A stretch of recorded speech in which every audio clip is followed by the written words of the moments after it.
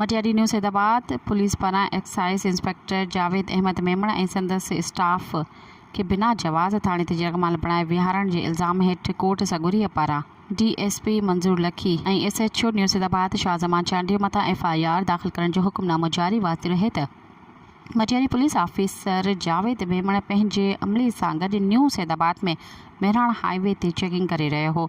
Checking दौरान news Hyderabad police excise narcotics inspector Javed Ahmed Memon ऐं संदसि स्टाफ के बिना जवाज़ हैदराबाद थाणे ते जगमाल बणाए विहारे छॾियो।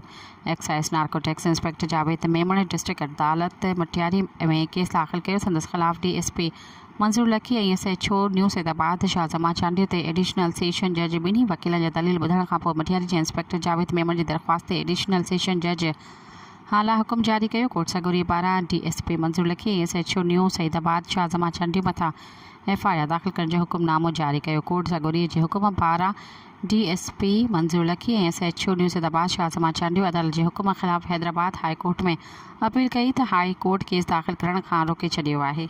सब्सक्राइब कयो अवामी न्यूज़ HD खे ऐं ताज़ा तरीन ख़बरुनि लाइ ॾिसंदा रहो अवामी न्यूज़ HD।